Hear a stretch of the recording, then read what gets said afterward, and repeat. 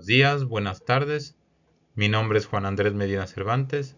Soy doctor en Ciencias en Ingeniería Química y hoy quiero platicarles de algo que casi nadie enseña de forma explícita en la formación académica a nivel licenciatura, maestría o doctorado. Y es cómo se redacta realmente un artículo científico más allá del contenido de la investigación en sí. A lo largo de la plática les mostraré la estructura estándar que usan editoriales como Elsevier, Wiley o Springer. Y lo más importante, y que suele sorprender, el por qué el orden en que se lee un artículo no es el orden en que conviene escribirlo.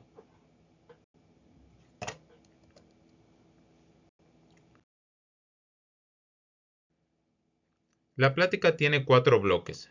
Primero repasaremos la estructura IMRAD, que es el acrónimo en inglés de introducción, métodos, resultados, resumen y discusión, que es el esqueleto de casi cualquier artículo científico. Después veremos la idea central de la plática, por qué el orden de lectura y el de escritura son distintos. Luego entraremos sección por sección para ver qué contenido va en cada una de ellas y cerraremos con un checklist que se realiza antes de enviar el artículo y los errores más comunes que pueden provocar el rechazo o en inglés lo que se le llama el desk reject.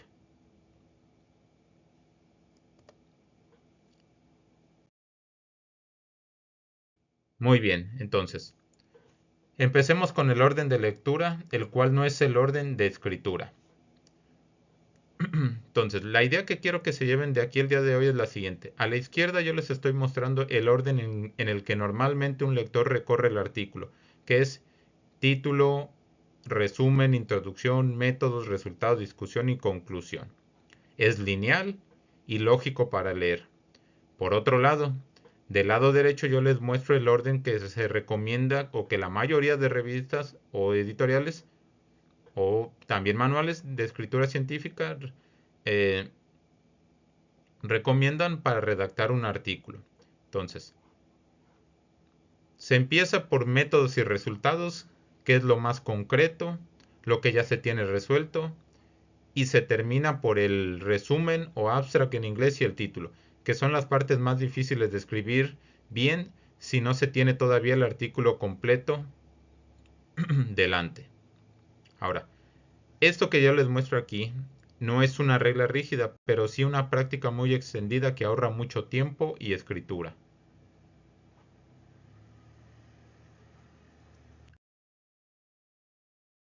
Muy bien, pasemos ahora con el esqueleto IMRAD.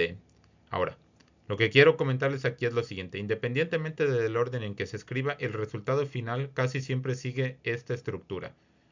Que la cual es título y abstract como envoltorio. Después sigue el cuerpo que lleva o que está constituido por la introducción, métodos, resultados y discusión. Y de ahí pues viene el acrónimo que les acabo de comentar. Y cerraríamos el artículo con lo que son los agradecimientos y las referencias. Ahora, cada bloque responde a una pregunta distinta. Por ejemplo, la introducción explica el contexto y el objetivo. Los métodos, cómo se hizo el estudio, resultados, qué se encontró, discusión, qué significa eso que se encontró.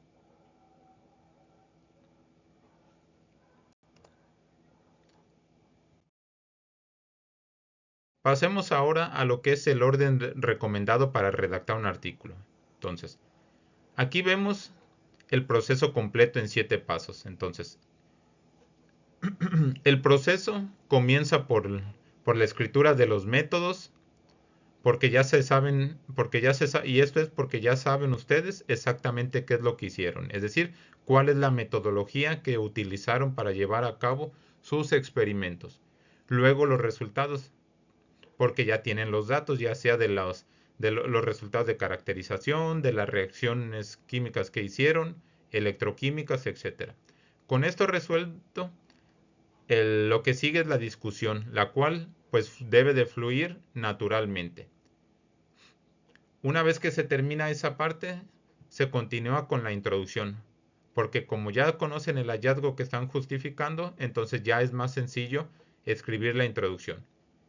¿Cuál es el siguiente punto, la conclusión. Y finalmente el resumen, que resume el artículo una vez que ya está completo. Y para finalizar, el título, cuando el mensaje central del trabajo ya está totalmente definido. Entonces, estos son los pasos que recomiendan muchas editoriales, revistas para llevar a cabo la redacción de un artículo científico o la escritura. Ahora,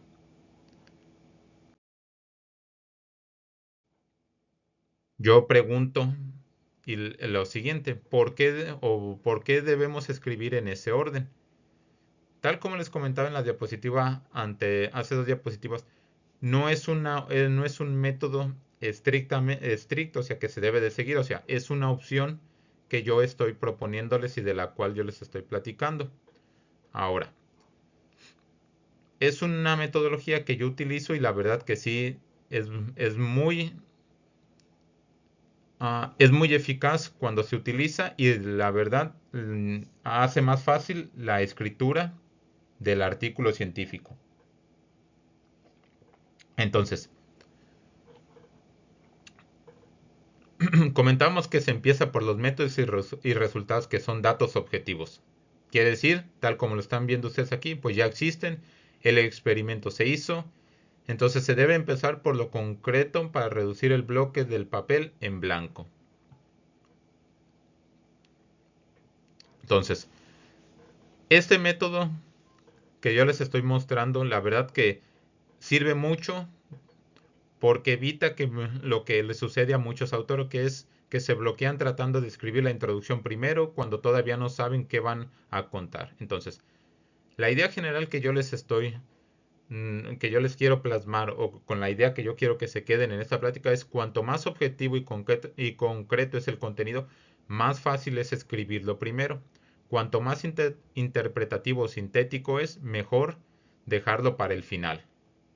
Entonces, si nosotros, continuando con los puntos, tenemos los métodos, sigue entonces la discusión. Si ya tenemos la discusión, pues va a ser más fácil escribir la introducción, ya que ya de esta forma ya es más sencillo justificar el estudio. A continuación, pues sería escribir el resumen. Y finalmente, como lo mencioné, el título cuando el mensaje central del artículo ya está fijado y probado. Ok, pasemos ahora a lo que es el título y palabras clave. Entonces, lo que quiero comentarles en esta diapositiva en específico es que es el siguiente. El título tiene que ser específico, no debe de ser genérico, nada de estudio sobre, debe incluir las variables clave del estudio y es muy importante evitar abreviaturas poco conocidas. La extensión típica ronda las 10 a 15 palabras, aunque varía según la revista. Algunas te piden que sean de 250 a 300 palabras. O sea, depende de la revista, va a ser el número de palabras del que va a estar constituido el resumen. Ahora, las palabras clave no deben repetir literalmente el título. ¿Por qué? Porque eso desperdicia la oportunidad de que el artículo aparezca en más búsquedas. Por ejemplo, piensen en cómo un colega buscaría su tema y si su disciplina tiene un vocabulario controlado, como los términos MESH en ciencia de salud, conviene usarlo, por poner un ejemplo.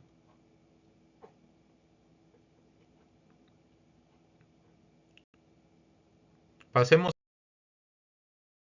ahora al abstract, que es el artículo en miniatura. Tal como lo mencioné en las diapositivas anteriores, se escribe al final, pero contiene un mini IMRAD propio y debe contener de 150 a 250 palabras según la revista. Entonces, el abstract es en esencia un mini IMRAD. ¿Por qué? Porque tiene contexto, tiene objetivo, métodos, resultados y conclusión. Todo en un intervalo entre 150 a 250 palabras según la revista. Ahora, un punto importante que les quiero mencionar es lo siguiente. Muchas revistas, sobre todo científicas, biomédicas y varias del Sevier y Springer piden un abstract estructurado, es decir, con subtítulos explícitos como un background, method, result o conclusiones.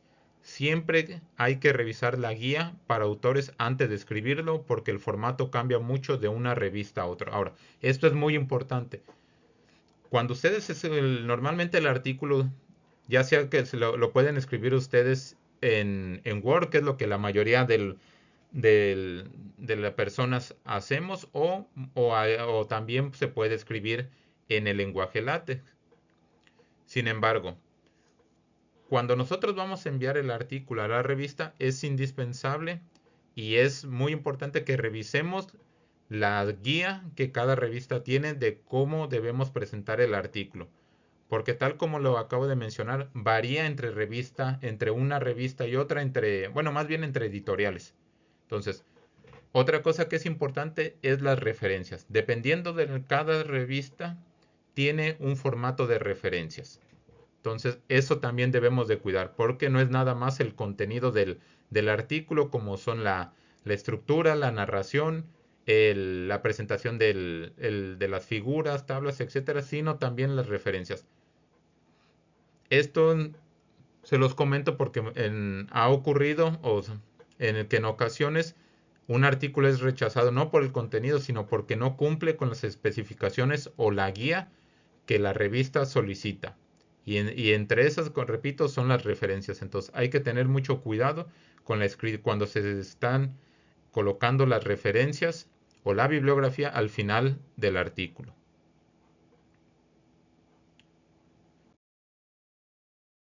Pasemos ahora a la introducción, que vendría siendo de lo general a lo específico. Ahora, la introducción funciona como un embudo, es decir, se empieza amplio, contextualizando por qué el tema importa, se va estrechando hacia el estado del arte, por ejemplo, qué se sabe hoy sobre el tema, después se identifica el vacío o problema, que es el estudio, perdón, qué es lo que todavía no se sabe o no se ha resuelto, y se cierra con el objetivo y la hipótesis del estudio de forma explícita. Como por ejemplo podemos decir, en este trabajo evaluamos, proponemos, medimos, etcétera. Ahora, algo que también les quiero comentar de en esta parte es, un error muy común es no cerrar ese embudo, dejar la introducción abierta sin decir con claridad qué se propone o qué es lo que propone el estudio. Entonces debemos de tener mucho cuidado en eso. O sea, tal como lo acabo de comentar, o sea, vamos de lo general a lo específico.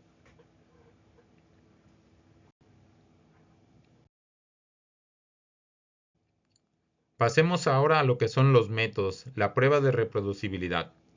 La prueba de fuego de esta sección es simple. Otro investigador debería poder repetir el estudio leyendo solo esta parte. ¿Qué quiero decir con esto? Que implica describir el diseño del estudio, quiénes o qué participaron y bajo qué criterios el procedimiento paso a paso, normalmente en orden cronológico, el análisis de datos con las pruebas estadísticas y el software usado y las consideraciones éticas, así como el consentimiento informado o la aprobación de un comité de ética. Entonces, como pueden ustedes observar, el método debe de escribirse de forma clara, precisa, de tal forma que cualquier otro investigador y el que lea el artículo pueda reproducirlo sin ningún problema.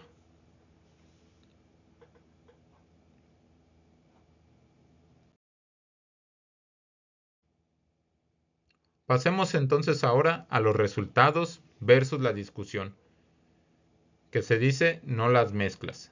Entonces, esta es una de las confusiones más frecuentes. Comento esto porque esta es una de las confusiones más frecuentes que ocurren durante la redacción de un artículo. Así que vale la pena remarcar la diferencia. Por una parte, los resultados solo presentan datos objetivos sin interpretarlos, es decir, vamos a colocar tablas, figuras claras, ordenadas según los objetivos del estudio, no de forma cronológica. El texto ahí solo guía al lector por esas tablas y figuras sin repetirlas por completo en prosa. Por otro lado, La discusión es donde sí se interpreta. Es decir, aquí vamos a nosotros a colocar qué significan los hallazgos que encontramos, cómo se comparan con estudios previos, qué limitaciones tuvo el estudio y qué implicaciones o líneas futuras es posible abrir o se abre. Ahora, si no, mezclar ambas secciones es lo que generaría si nosotros mezclamos ambas secciones en una sola, es que repetiríamos datos en la discusión. Y esto es uno de los motivos más comunes de comentarios negativos de los revisores. ¿Por qué? Porque nosotros tenemos primero que plasmar los resultados que encontramos tal como lo acabo de decir y y a continuación hacer la discusión, o sea, qué significan esos resultados, cómo nos ayuda a interpretar nuestro trabajo, cuáles son las limitaciones del estudio, cómo nuestro estudio se compara con estudios previos, etcétera. Entonces, estas dos partes es importante que nosotros las separemos durante la redacción de un artículo.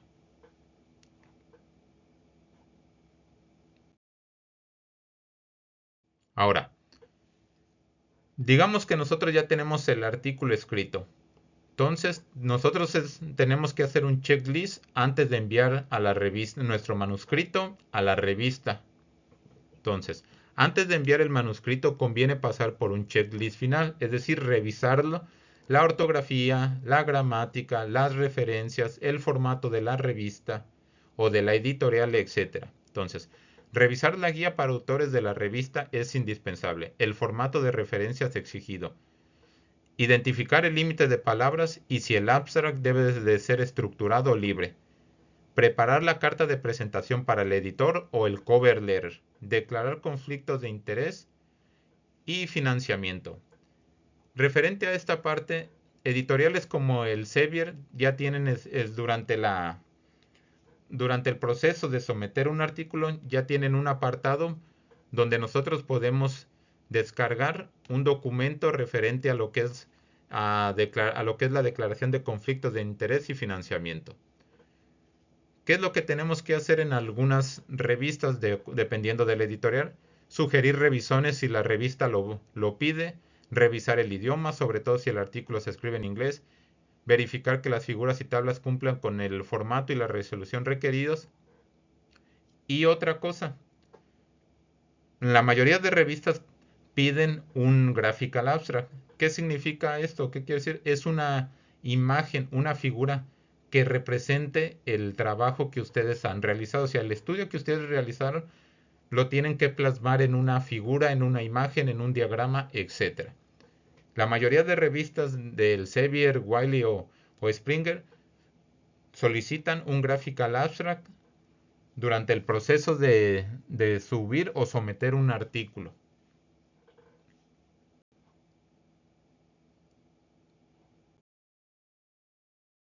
Pasemos ahora entonces a cuáles son los errores más comunes y que nos conviene evitar. Entonces, lo que quiero mostrarles aquí, lo que quiero hacer es un repaso rápido de los errores que más se repiten, y que son introducciones demasiado largas, que diluyen el objetivo, resultados mezclados con interpretación, discusiones que solo repiten los resultados sin aportar nada nuevo, abstract o resúmenes que quedan desactualizados porque se escribieron antes que el resto del artículo. Y el que es más indispensable evitar de todos es el ignorar la guía de autores de la revista, que suele ser motivo de rechazo incluso antes de que un revisor lea el contenido. Entonces, estos son los errores más comunes que ustedes deben de evitar cuando redacten un artículo y cuando estén a punto de enviar su artículo. Entonces, no es nada más de que envíen el artículo, ya lo terminé, ya lo escribí en Word, en LaTeX y ya lo envié a la revista. No, es muy importante que no ignoren la guía de los autores de la revista, porque tal como lo acabo de decir, si ustedes mandan su artículo y no está en el formato de la revista, se los van a rechazar antes que lea el contenido el editor. Perdón, o el revisor. Y bueno, Para cerrar esta pequeña plática, quiero que se lleven una idea y es la siguiente. Escriban en el orden que facilita el pensamiento, no en el orden en que se lee. ¿Y cuál es este? Métodos, resultados, discusión, introducción, conclusión, abstract y título. Y en paralelo a todo esto, no olviden la guía para autores de la revista a la que van a postular, la cual tiene que estar abierta desde el primer día, no revisarse recién al final.